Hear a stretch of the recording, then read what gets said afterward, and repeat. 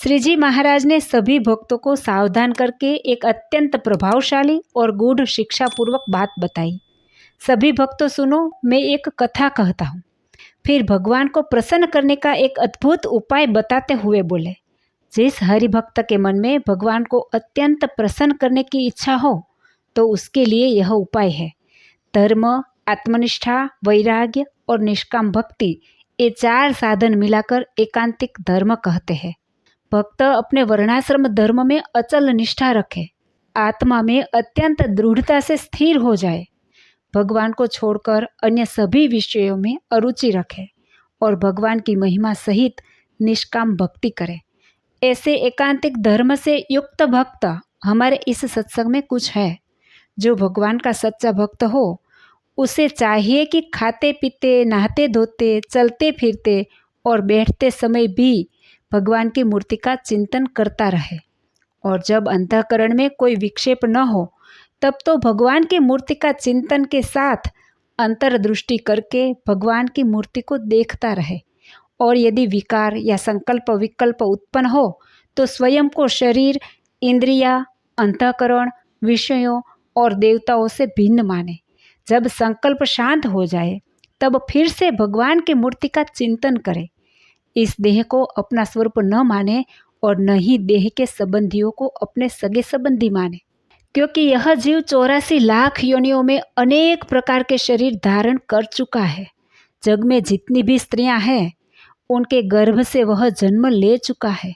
जितने भी कुत्तियाँ, मछलियाँ, बंदरियाँ और अन्य योनि की मादाएं हैं उनमें जन्म ले चुका है। इतना ही नहीं, जग में जितनी स्त्री हैं उन सभी को वह कभी न कभी अपनी पत्नी बना चुका है, और जग में जितने पुरुष हैं उन सभी को वह कभी न कभी अपना पति बना चुका है। इसीलिए जैसे अभी हम उन पूर्व जन्म के संबंधों को नहीं मानते, वैसे ही इस जन्म के संबंधों को भी अपना न मानो। यह शरीर असत्य है। शरीर को, उसकी इंद्रियों को, उसके विषयों को और उसके जुड़े लोगों को मिथ्या जानो।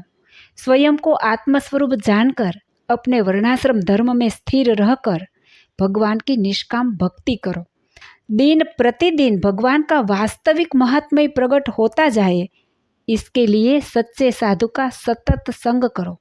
जो ऐसा नहीं समझता और केवल देहाभिमानी और लौकिक बुद्धि वाला है तो वह चाहे सत्संग में हो फिर भी वह पशु जैसा है। लेकिन इस सत्संग में तो भगवान का इतना प्रभाव है कि पशु तक का कल्याण हो जाता है, तो मनुष्य का होना कौन से आश्चर्य की बात है। परंतु वह भगवान का एकांतिक भक्त नहीं कहलाता। एकांतिक भक्त वही होता है जिसके मन में उपयुक्त समझ और विवेक होता है। ऐसा भक्त जब देह का त्याग करता है तब वह समस्त माया के भावों से मुक्त होकर अर्ची मार्ग से भगवान के अक्षरधाम को प्राप्त करता है। अक्षरधाम के 2 स्वरूप हैं। एक तो निराकार चैतन्य रूप जिसे चिदाकाश या ब्रह्म मोहल कहा जाता है, और दूसरा स्वरूप वह है जहाँ अक्षर भगवान पुरुषोत्तम नारायण की सेवा में रहता है। वह भक्त जो अक्षरधाम को प्राप्त करता है वह अक्षर के सदृश बन जाता है और भगवान की अखंड सेवा में रत रहता है। अक्षरधाम में श्री कृष्ण पुरुषोत्तम नारायण सदा विराजमान है, जहाँ अनंत कोटि मुक्त आत्माएं भगवान के दास भाव में रहकर सेवा करती है। भगवान पुरुषोत्तम नारायण उन सभी के स्वामी हैं और अनंत ब्रह्मांडों के राजा है। इसीलिए हम सत्संगी जन को यही निश्चय करना चाहिए कि हमें भी ऐसे अक्षरधाम को प्राप्त कर मुक्तों की पंक्ति में सम्मिलित होना है और भगवान की अखंड सेवा में सम्मिलित होना है। हमें नाशवान और तुच्छ मायिक सुखों की कोई इच्छा नहीं करनी है, ना उसके प्रति आकर्षित होना है। ऐसा दृढ़ निश्चय रखकर भगवान की निरंतर एकांत की भक्ति करनी चाहिए।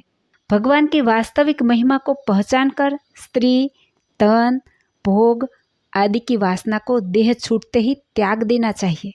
और यदि भगवान के सिवाय अन्य किसी वासना को जीव नहीं छोड़ पाया और वह देह छोड़ देता है और फिर मार्ग में उसे कोई सिद्धि या योगिक शक्ति प्राप्त होती है, तो यदि वह भगवान को छोड़कर उस सिद्धि में आकर्षित हो जाए तो वह उसके लिए बड़ा विघ्न बन सकता है।